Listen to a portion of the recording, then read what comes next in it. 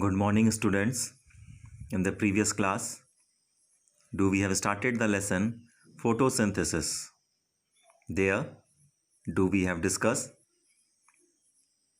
the process of photosynthesis.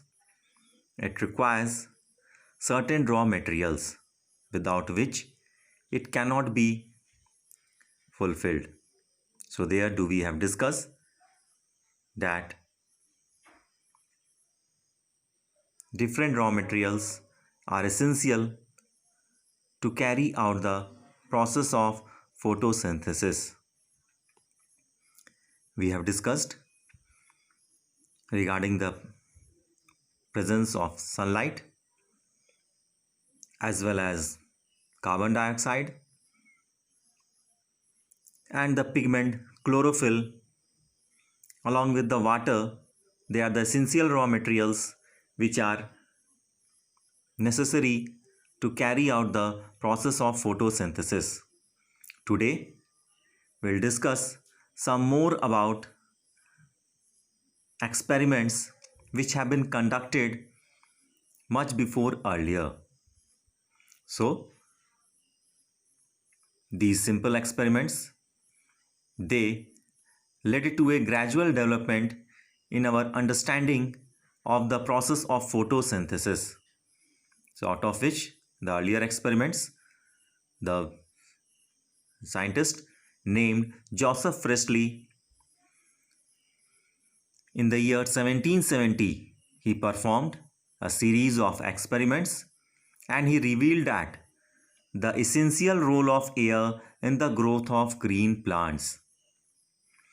As also, we should be acquainted with the fact that he also discovered the oxygen in 1774. So Priestley, he set up the experiment in such a way that he placed a burning candle and a living rat inside a bell jar. He observed later on that the candle flame was put off as well as the rat died. So what he concluded, that might the oxygen whatever may be present within the bell jar may have been consumed by the burning candle as well as the living rat during the process of respiration. In the later on setup, what he improved, he placed a mint plant within the same bell jar and a burning candle as well as a living rat. He observed later on, after some time, that the candle was also burning still so far and the rat was also living. So what was the reason behind? He concluded that the oxygen which was consumed by the burning candle and the living rat, and it was replaced by the carbon dioxide released during the process of respiration as well as the process of combustion. So the carbon dioxide which was present within the bell jar was consumed by the mint plant and it consumed it and it released the oxygen gas which was again fulfilled to maintain the important physiological activity of the rat as well as it supported the process of combustion.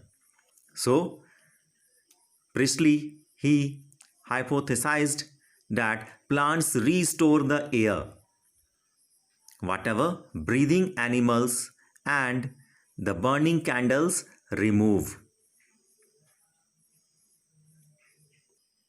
So using a similar setup as the one it was used by the Priestley,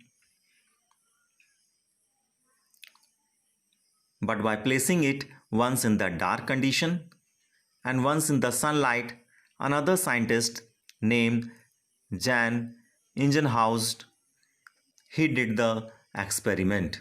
He showed that sunlight is essential to the plant to carry the process of photosynthesis. So, Ingenhousz, he set up the experiment. He took up an aquatic plant and placed it in a beaker containing water. And he covered the plant with the help of an inverted funnel, and he kept the funnel slightly raised from the bottom of the beaker for free flow of the water. He inverted a test tube full of water over the stem of the funnel, and he placed the setup in sunlight or bright light for few hours. He observed the bubbles were seen arising from the plants, and these rise upwards and get collected in the test tube. As a result, the water level lowers down in the test tube.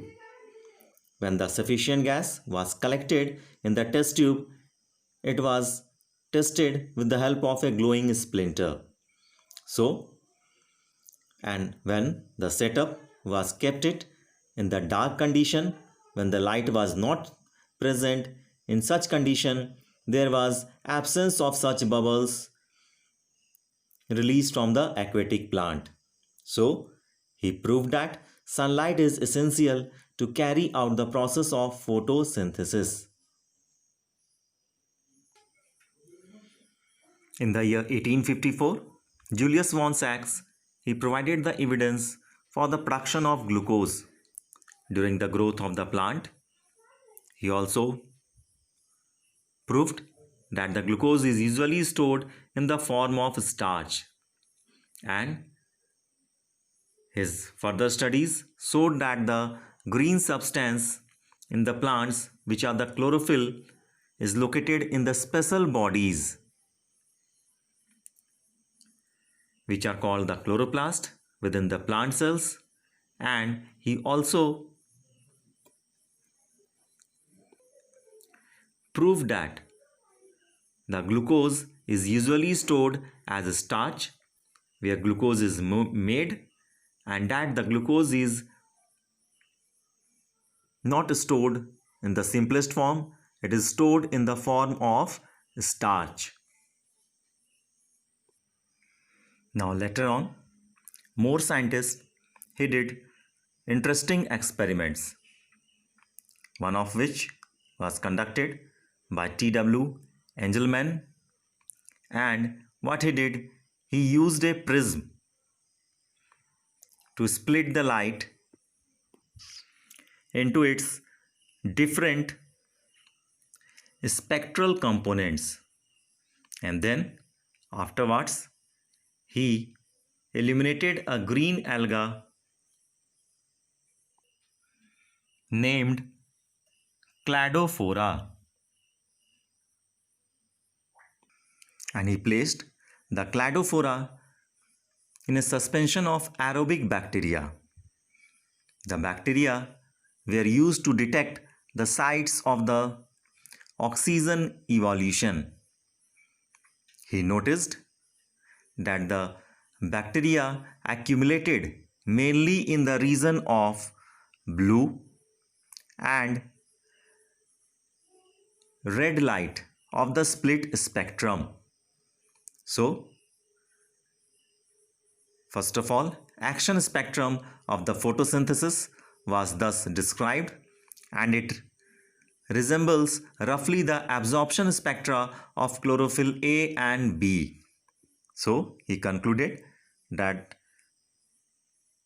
the blue light and the red light, it promotes the process of photosynthesis.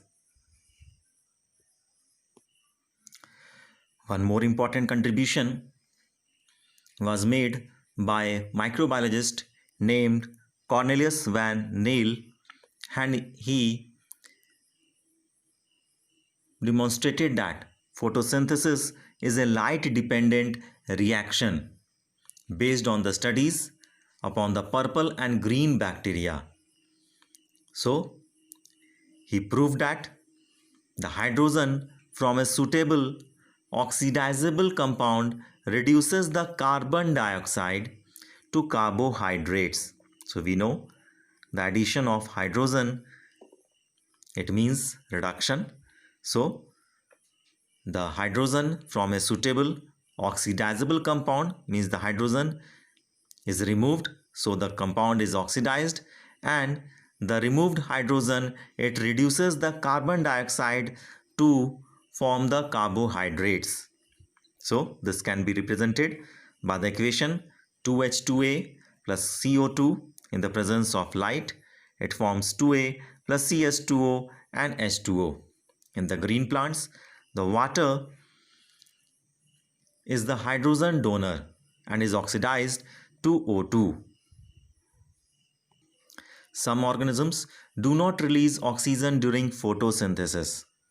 So when H2S instead is the hydrogen donor, for purple and green sulfur bacteria, the oxidation product is sulfur or sulfate depending on the organism and not oxygen.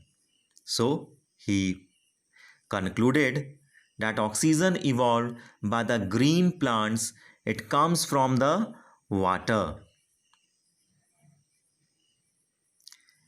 and not from the carbon dioxide, as do we have discussed before, and this was also proved by using radioisotopic techniques. So the correct equation for the process of photosynthesis may be represented as follows: 6 molecules of carbon dioxide plus 6 molecules of water in the presence of sunlight, and the pigment chlorophyll, it transforms into glucose, which is C6H12O6, plus 6 molecules of oxygen is released, as well as 6 molecules of water is also formed. So here the oxygen which is released, it is released from the water, and